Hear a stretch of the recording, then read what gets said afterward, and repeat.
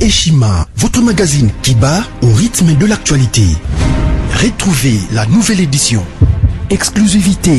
60 ans après l'indépendance, État de droit sous le leadership de Félix Antoine Tshisekedi. Le 5e président de la RDC s'est jeté dans un combat sans merci pour l'instauration de l'État des droits.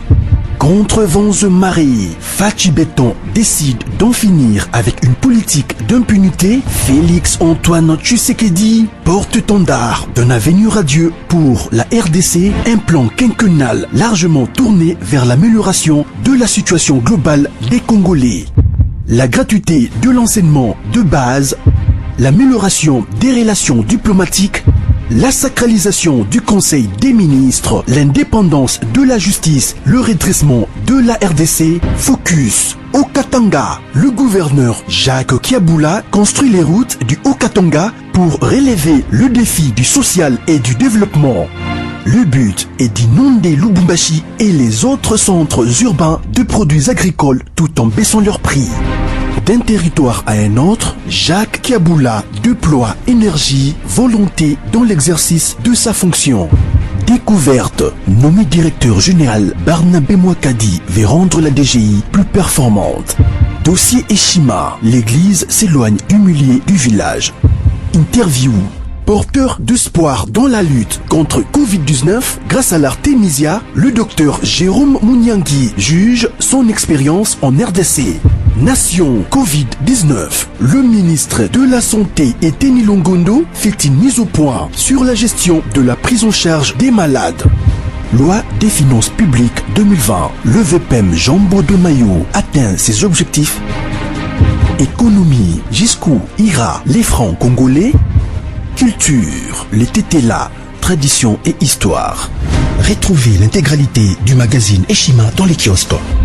Eshima Magazine, un nouveau standard d'information. IDPS, viva! Viva! Viva! Viva!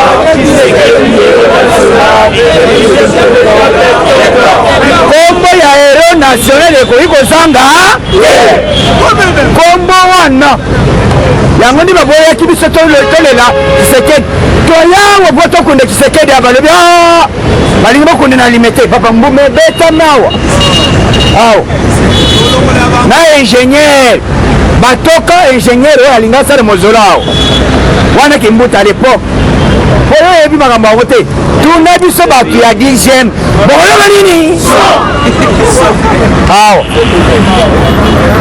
ele moko polisie baye bakoti boyi biso tolekeli bango 7e accès bandi bapeti oyo bayokaka te kobengana biso bazobengana nini gaz bomana nini yobi bato boyi tokofela yango récompense na liti nyonso ezalaka lokola tosali liti mingi epuis toza na distinction sur plan politique idepesa asali distinction ya maka libetele maboko kombata libetele maboko sur plan politique idepesa asali distinction ya maka tosali politique 37 ans na opposition sans kozwa munduki bapropose Tshisekedi Mulumba de plusieurs fois asima manduki Tshisekedi alobi te ngai kaka bigi napa lelo yango bazokama balinga efaci abanda kobanda politike ya chasse à l'homme na konforme bino lelo boza na information ya sluka tere ekomi ya kolia bon oyo bamosusu bazokima lelo yebe lelo tere ekomi ya haut fonctionnaire ya l'état atika tere Maman Masso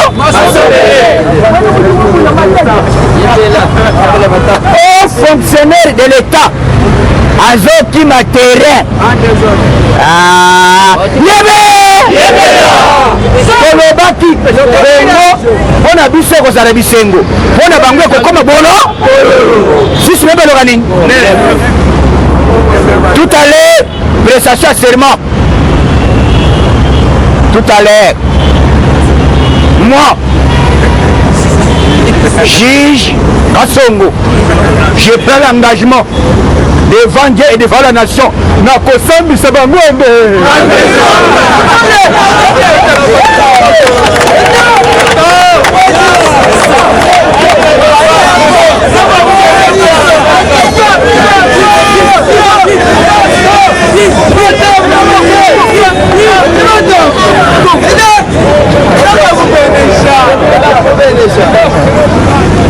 Il est best viva.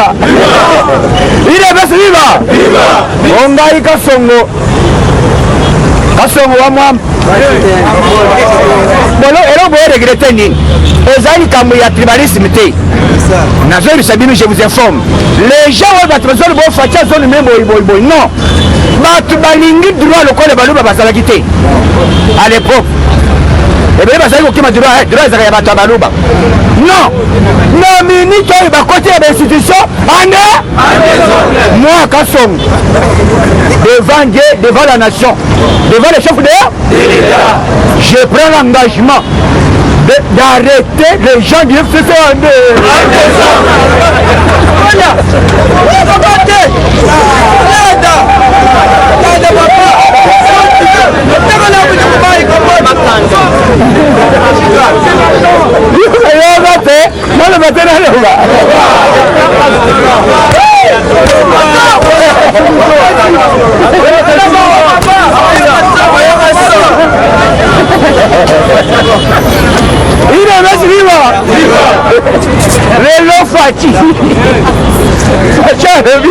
Je prends acte de arrestation. Kaka lelo le collègue va prêter serment en bloc puisque ceux qui baza trop baza belé ceux qui bandi bakendela moko et kozota ebele s'engager bango nyonso balobi nous prenons engagement devant Dieu, devant la nation congolaise de commencer à arrêter, mettre l'état de droit en l'air promis par les chefs de l'État. Et aujourd'hui, dès demain, on va commencer à arrêter tous les coups en grand.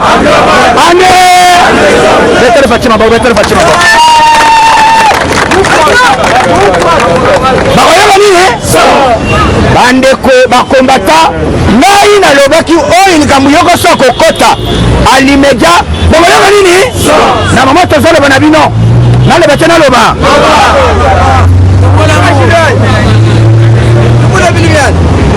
boyebi présence sena komune nani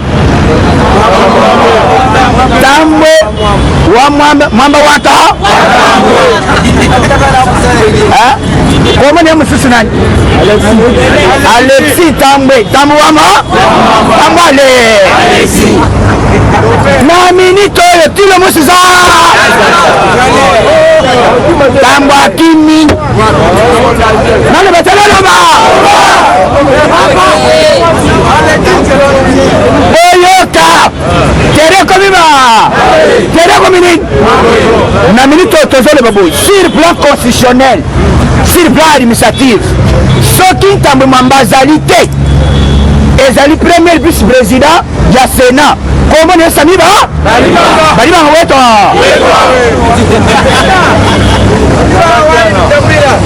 yenda kotikala yoka dossier Tambwe Mwamba depuis butu tongo ya etana lelo aponyoki vers Bujumbura azokima alingati ka démission na ye na vice-président oh il faudrait yesoka azate muto engagé Sénat eza sami ba na minute dossier ya mwana masi wana bazongo possession na ba juge ya cour de cassation yebe Tambwe Mwamba lelo azate sikoyo kokima na ye tozoleba boyi bato abisese bokeba ye soki azate mutu atikali place wana eza sabiba balibanga aza membre ya kashi akomi kuna oyo information ezobisa ye bato baza kuna ali aboyi basala remise reprise na sami balibanga akei kobenga vice aza moto ya RCC aprotége ye information ebimaka te esali nini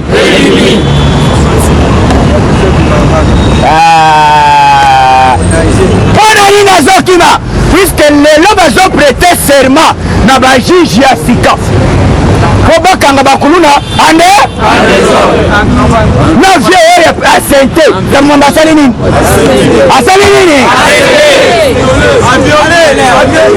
osente koviole nyonso asangisi nyonso mibale soki otali mwana wana pièce contre pièce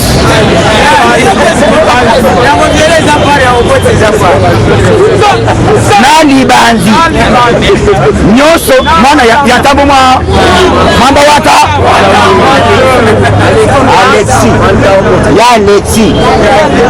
Alexi na kobota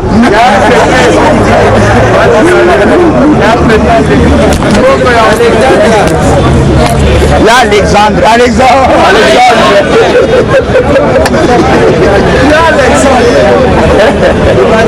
leleta mumamba butu akei minito tozoloba na sena chambre ekotaka te esali nini ekotaka te esali nini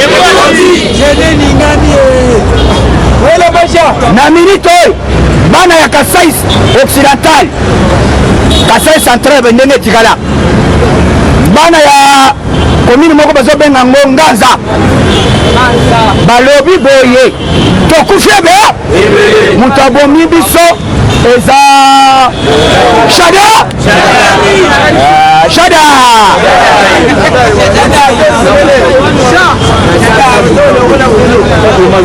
baporte plainte balobi plainte na biso awa eza échantillon ekoma tina awa na cour de cassation po bakanga Shadari alime Shadari tango ayoki olobi non woni tatene be visé ce n'est pas mon condamné arrêté oh baboni ebandi mabe okologa nini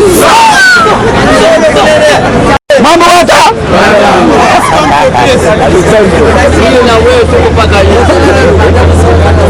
tamba ne biloko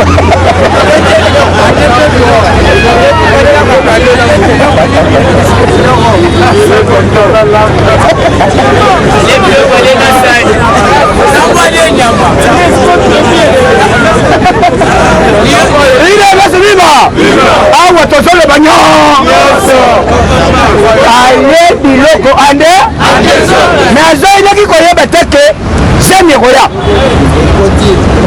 ere zemi eye madame abengi alobi te naza na zemi na yo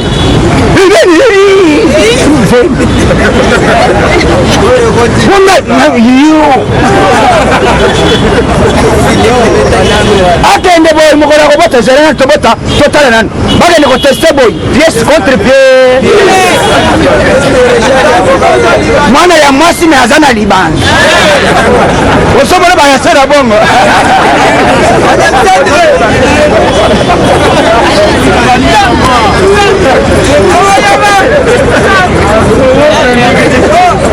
Alexandre ya mwasi ya Alexi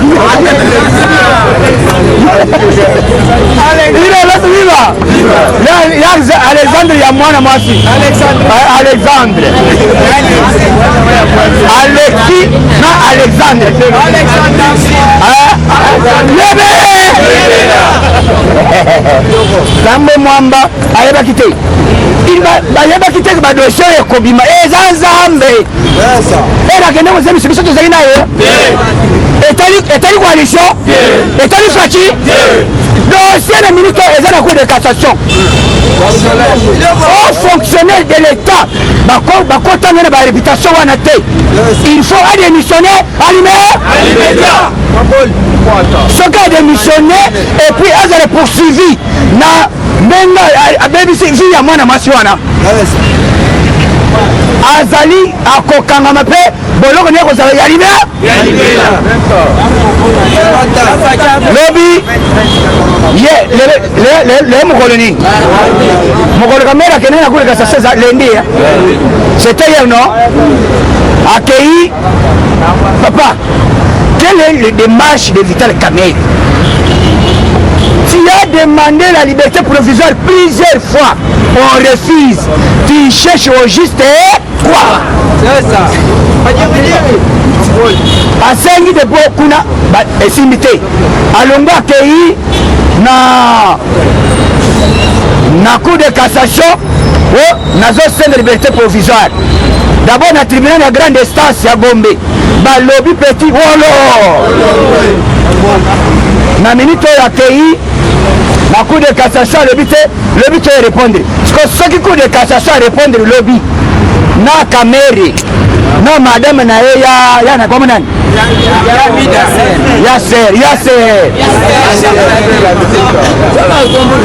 Yasser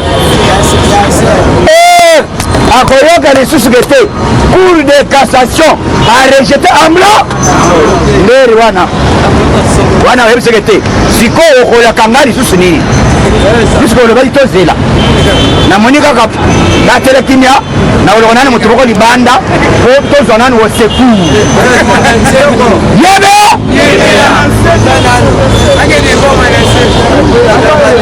mwanasemi boyoga mwanasemi awoti kobima abimi na boloko batuni mwanasemi aujourd'hui tu viens de sortir à l'hôpital, maintenant tu vas dire quoi au premier chef de l'État? Je remercie. Excellence Félix, c'est mon évêque.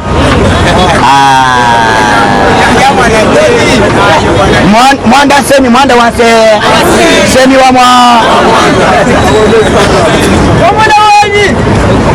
yebaki teke politiko biso tomemi tolobaki yeri wesali mwana semi ezali ke azolota kokoma président lokola madidi mais batraité ye mutu nani mwana semi akowongana ki président ande awongana wote alobi tala et puis réfectionner bureau na ndako na ye na bakiti ya sika Fachi beto Fachi beto bolinga Fachi non na kiti oyo ezalaki te puisque ya ye ezalaki ya mabaya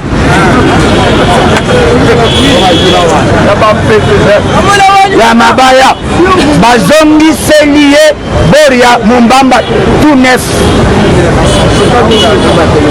bazokata osomana kiti bien na mbale bazokata el manasema azovanda lobi te Fachi ume manasema alobi boy oyo akoatake Félix atake ngai alobi akobimisa baangelo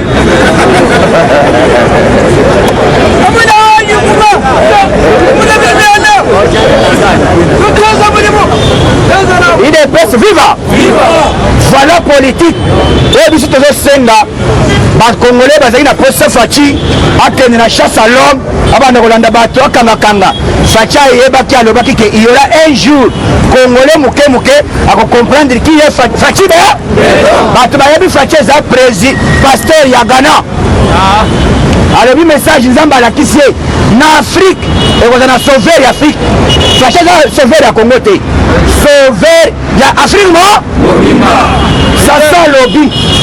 sasa lobby développement de l'Afrique Félix abombi clé nango awa na Brazzaville tokeye pa Kagame alobi bientôt Fachi va devenir roi d'Afrique. Roi nani? D'Afrique.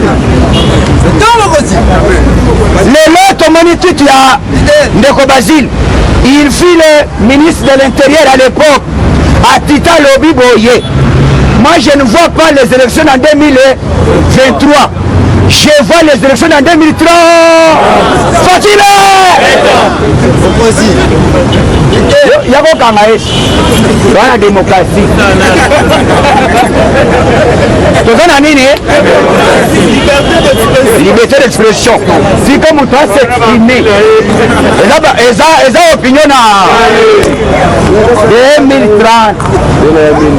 Yozo zero rêvé. Nous talobi Katumbi alobi ke na loti ndoto na kei partout na ba angelo na bo eza ba ndoto te ba ambassadeur ba yebise boy tikala ko rêver Fachi ti 2028 ti 2000 combien 2028 ndeto ko bana sikoy yango moni Teresa ali tala jani maboni tango président zo prêter serment et nani ba juge bazelo ba to ko bana dossier hoy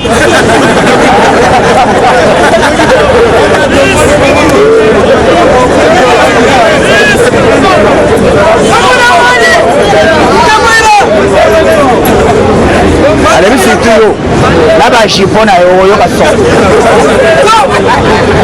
osanganaki na chef de l'état idps viva tala stratégie fati aza nango baprésident bel afrique mbangu meme musée ayoka te musée ayo tisekedi ayebisike te va tovanda tosolola ngai nazali kosalela iti non armé yo eza moto ya manduki toyeba bato oyo na bango baye tofuta bango bazonga oh non non ici il n'y a pas des étrangers il n'y a que bizimakara est-ce que toankongo tozala na bizimakara zokande bizimakara kombo euta kuna d'étranger yango tozela mbala oyo yo oyeba koko na yo oyeba koko ya mama na yo oyeba nana identité eyaka te esali nini nde sika tokoyeba yo elokota tone mbe étranger alivanda wana ezoya soki omoni tambe mwamba azokima akima nini akomi kosenga olie boyoka mitano mabe na bango atimbeli ja alobi boyi soki asaliki de manière officielle remise et reprise na Sami Badibanga bakoloba déjà que te Sami Badibanga ko c'est te frontière ekanga basala mais même ndenga soka keyi automatiquement na minute oyo moto azali koengage Sénat eza nani bongo ya koyebisa Sami Badibanga te loi eleka balongola Félix ekoleka Badibanga ki ye Sami Badibanga boyoka moto alakisi politique eza faci Sami Badibanga mpoya na Congo eza faci même makambo azali kosala à l'époque aza pire na faci faci alobi te lokola yo eza obimiko na yo yaka bape sopos alobi président abuzo oyo tokoloba alleluya baregrete nde omoni bakomi politike ekomi kotoyi bato nyonso FCC lelo Shadari alele alobi ke bato apepele balobi soki bakangi Shadari mais ye moto alobakisi dès qu'on arrête nani wana komona nani Yuma on va arrêter le soleil on va allumer le feu sikoyo tozela ye moko mokolo bazokanga ye allume le feu tokoyokola moto wana ande tozela anime voilà politique oyo biso tomemeli bango eza politique ya kolobaloba te salasala bango bazoloba mingi biso kotala bango kaka se na se todebuleli bango ande Kamer soki azala na bolingo ya bakongole alinga sa d'abord dollar de matia koza Kamer ayibi mbongo ebe mbongo ebe lelo mbongo ekiti $6 eza 25 millions mbongo ekiti $6 awa na Congo 25 millions mais Kamer ayibaki mbongo combien 50 combien soki ezalaka 67 soki lelo dollar ezwi crise yango tolobi boye avant tosala élection identification ya bakongolais deux il faut corona esala nini après 3 il faut Kamera azongisa mbongo nyonso ayebaka eza bongo te sans cela élection reportée élection esali nini jusqu'à nouvelle oboyi wolo sala mokili na yo Fatima article 70 mende omalanga la mère mende omalanga me ambo likambula epungana desi la ne likambula mete amboshile likamula mende batuniye la mère mende à la ligne où on voit les choses au moninaire non les chefs restent en faux mende batuniye de remana top Congo toute personne quand mende alobaki yango papa na yebisi bino boy lokola banani oyo baprete serment lelo lobi eza mokolo nini lobi dossier yoka badossier boni luzolo bambe atiki 80 dossiers 80 combien 80 combien il y a FCC alobi trop c'est trop matata aza na 9 Robin Minako aza na 2 Boshap aza na 5 Kasanji ngoi kara leya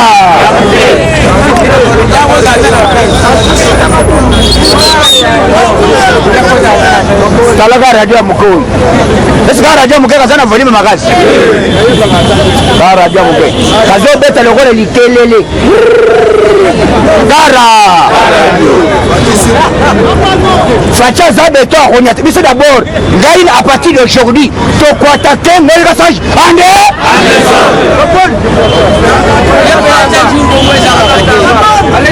lokola komi ko attaquer chef de l'état biso na yenzeto na aile atonda akoyoma nini nyama oyo akosaka na faci te moto asombi diplôme ya kosoma na classe na mbongo moto alobi yango eza Denis Kambai alobi d'abord ozaka intelligent te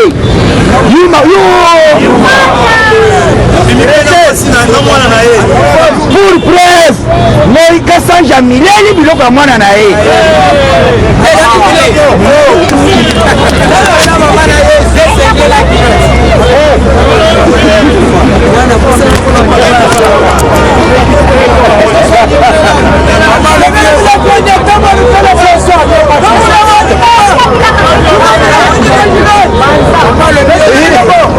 il est pas suivre c'est ça nini et puis en pilote na solo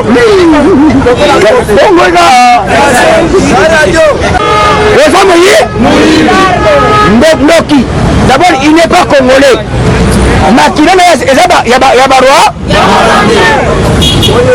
nayebisa bino bato ebele bachange kombo bakoma baluba na mboka oyo baza barwandais mais biso tokoyeba bango soki obandi kotatone puiske ndenge eza boye okobosana papa na yo okobosana mama na yo meme leki okoyeba bango ere okobanda ora vandana okeboloko yoka eloko bazosenga réforme ya seni or na kati ya réforme ya seni ekosala ke tokende na deux tours wana eza toujours na avantage ya Fatime soki tokende na deux tours wana po basala ke réforme esimba ça va prendre 2 à 3 ans wana tokeski en article 70 de la constitution le chef de l'état reste un faux jusqu'à l'installation de nouveaux chefs d'état soki yo boye katisa braza corona na Congo sur 9000 8500 délit Fatime libetele maboko libetele maboko 8500 délit mille bar na poto kutokotuna te awa na Congo 9000 mais 8500 délit Fatime tozoboye koexpose mwana bato oyo akisi wana bakoya koloba te eza ye babare avant tozotravaille silencieusement koto nzambe azosala na Congo ke maladi wana tozwa guérison nango ande yango ozomona ndenge wana mais ndenge tolobaki Jean-Pierre Mbemba abengi mpe bagroupe na ye Moïse Katumbi abengi bagroupe tala Congo tokomi na politique oyo opposition nani tokosisa mandat ekozala te yebe Katumbi abendi bato na ye bayebise boye omoni baba kyongo babengi bayebiseke te bakendeki na ambassade po basala formalité balingi bakende na poto bayesi bango boye mais vous allez partir Fati va diriger le pays jusqu'en 2020 28. 2000 combien? Yaka Tunda a l'évité. Trop c'est trop. D'après tout, Fachi c'est mon ami. On était ensemble avec lui. D'après tout, Fachi, il était mon candidat au niveau de Genève. Genève, vous voyez bien noter. Genève, le gars qui va attention, il va faire crise. Mais il va faire que c'est Genève, c'est nous. Wow. Tout le monde a un piné. Il y a un essence. Nous, comme à tout ces bêtes, nous les autres bêtes. Tolali na butu téléphone son. Bolala bobare biso. Ah, omoni politique. Tokufe. Tosali action. On est en Fachi. Il a resté vivant. Sorti Fachi a dénoncé à Genève. C'était, mais on a résisté. Sorti du CT. Fachi a l'ingaze à sauver. Balinga bi miset lettre. Fachi a l'évité. Politique na zana ngone étudier bateau. Maintenant le juge na bango tinaso. Fachi a l'évité non. Fayulu a un candidat à changement. La combattant du sol. Fayulu to vendre ce qu'on Fachi a bani autant à montrer. Alors bi 15 heures. Ba bati ba ko réagir. Bon nini? Wana na butu déjà Fachi ayebaki kete awa bapeti bakoréagir ande matongo nango bapeti basangani ebele balobi kabuli toboma yo kabuli no lopi kabuli toboma yo mais avant ekusala biso bakomata yo tokende koboma ndako ya chef d'état alobi te ndako te ya Fachi te boluka pine yanga nango yanga na essence to ciao mati te mati moto koleka te salene quelques minutes et le chien a dit la base de l'île de presse demande Félix Tshisekedi dans 48 heures et retirer la signature. Kabunda est à l'obité. Je demande au chef de l'État. Baturi, yoye bisa ya longo. Kabunda lobby, président, de 148 heures. Il faut démissionner. Mais ouais, nous faisons la répéter. Massa Lobo.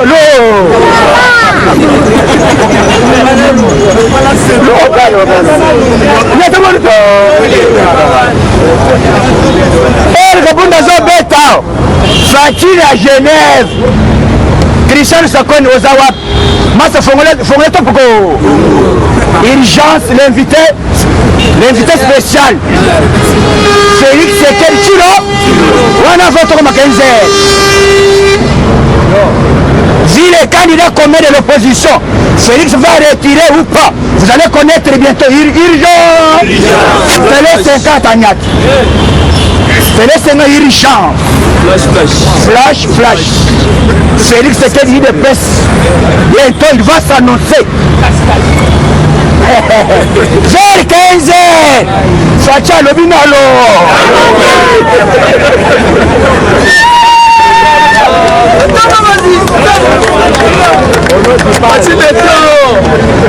Fachi au nom du base.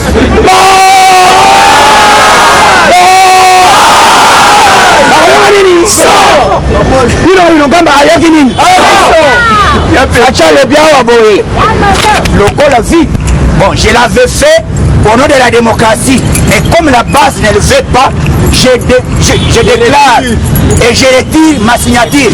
Allumé! Le col a pillon. Autre chose, il y a Kazik qui a PPD. À Monique était, il y a un coup de raté. À l'obbi, à 18h. Moi, ça peut même le.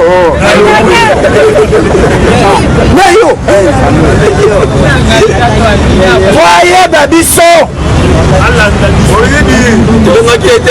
Tala soka yebi politique tala basindi ta tala politique esika touti ndenge tobeta ndambi Félix moto abondisa nzambe na Congo na monde alonga azali te Fachi baolonga ete Fachi mandat na ya kotravailler ngo d'une manière pacifique et puis na appui ya Nzambe na appui ya peuple congolais pour preuve dollar kaka na 48 heures Fachi sinaleka kyao nalobaki Fachi apesi gouverneur na ministre ya finance na ile Lukamba kana combien est-ce que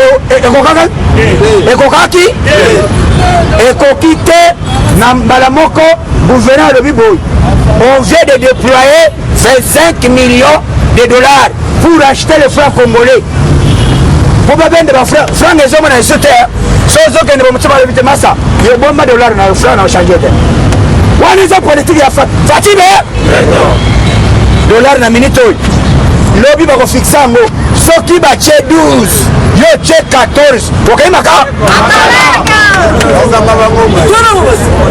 na chikapo na mamoto zoloba 100 000 10 dollars 10 000 francs tozo condamné ce qui s'est passé na ba Congo comment bozo tumba des jumeaux puisque baza combattant et puis ouais baza baluba ce n'est pas logique tozo condamné biloko wana moto aza na base akosala biloko wana baza baterroriste bakokende batokanga bango yango bazokanga bakanga Shadari ntango bakanga Shadari puisque bolongo na FCC soki babandi kokanga moko bango nyonso bakokende ande so bakangi lelo puisque hélicoptère oyo eyaki awa yo eli mosala yango te vanda nye titongo moko titotanisa tongo yo oyoka nini soso akolela puisque na meni tokinga kati ezali panique surtout baoyo baprêter serment na kati baoyo baprêter serment oyo dibwe donné azali encore juge na cour pénale internationale azali cour constitutionnelle yenda aza juge donc akopesa facilité po basala omokamati basala nini bana mofunge na minute congolais nyonso oyo azali kofinga Fachi balobi te trop c'est trop Fachi umela d'abord oyo toza na bino oyo eza élection oyo eza élection eza nini élection tolobaki boye c'est l'IDPS qui va organiser vrai élection oyo tobandaki déjà kosala rodage entretien politique élection kosalama soit na 2023 pété 2030 Bazil alobi ntango Bazil abimisi boru wana PPRD balobi on ne peut pas accepter les reports des élections oyoka nini biso nde tobandaki liboso awa c'est yoka son tolobaki l'article 70 malgré le corona on ne pouvait pas organiser l'élection tant que bandeko bazobela eza bongo te kombata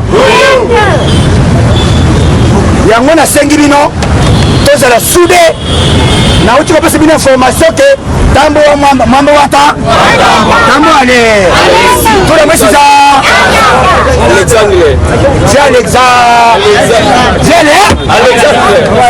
ça c'est si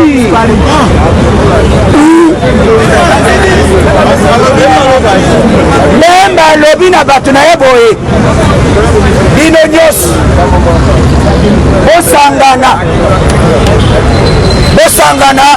derrière Fachi toboyi pour soutenir les sous-bateaux et baza ba mafia. Si l'état le comportement du chef de l'état, il a la volonté de changer ce pays, il faut soutenir Fachi donc Fachi Zawana Olinga chef de l'état, il reste à fond lobi toya matanga zawa lobi bazobi misa tozala ebele puisque komela te bakomesa biso 45 minutes akozala escorté na la police baboyi puisque l'état mosalela ye bango barécupéré corps tozala awa faire ne faire aza ya biso mais soki tozosala yango tosala yango d'une manière passive toza na pouvoir toboyi kosala badérapage donc tosoutenir chef de l'état na mabondeli na misala na biso tosoutenir ye nde garant de bon fonctionnement et commandant suprême na otali koloba déjà ta momamba bakangi akimi papa otoyoka te toloba malaboni oye sikoyo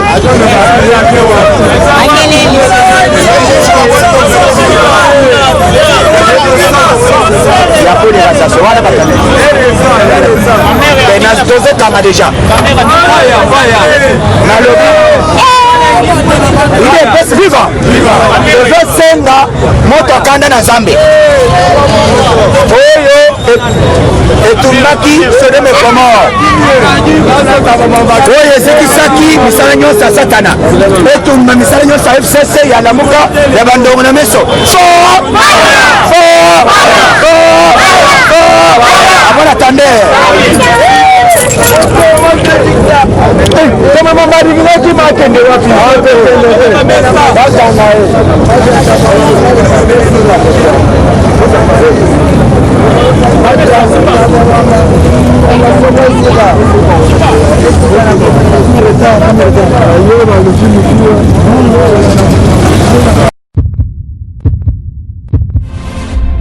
Eshima, votre magazine qui bat au rythme de l'actualité. Retrouvez la nouvelle édition. Exclusivité.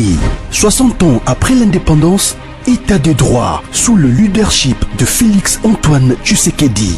Le 5e président de la RDC s'est jeté dans un combat sans merci pour l'instauration de l'État des droits. Contre vents et marées, Fachi Béton décide d'en finir avec une politique d'impunité. Félix Antoine Tshisekedi, porte-étendard d'un avenir radieux pour la RDC, un plan quinquennal largement tourné vers l'amélioration de la situation globale des Congolais. La gratuité de l'enseignement de base, l'amélioration des relations diplomatiques, la sacralisation du Conseil des ministres, l'indépendance de la justice, le redressement de la RDC, focus au Katanga. Le gouverneur Jacques Kiaboula construit les routes du Haut-Katanga pour relever le défi du social et du développement. Le but est d'inonder Lubumbashi et les autres centres urbains de produits agricoles tout en baissant leurs prix. D'un territoire à un autre, Jacques Kiaboula déploie énergie, volonté dans l'exercice de sa fonction. Découverte, nommé directeur général, Barnabé Mouakadi veut rendre la DGI plus performante. Dossier Eshima, l'église s'éloigne humiliée du village. Interview, porteur d'espoir dans la lutte contre Covid-19 grâce à l'Artemisia, le docteur Jérôme Mouniangui juge son expérience en RDC. Nation Covid-19, le ministre de la Santé Eteni Longondo fait une mise au point sur la gestion de la prise en charge des malades. Loi des finances publiques 2020, le VPM Jambo de Mayo atteint ses objectifs. Économie, jusqu'où ira les francs congolais? Culture, les tétélas, tradition et histoire. Retrouvez l'intégralité du magazine Eshima dans les kiosques. Eshima Magazine, un nouveau standard d'information.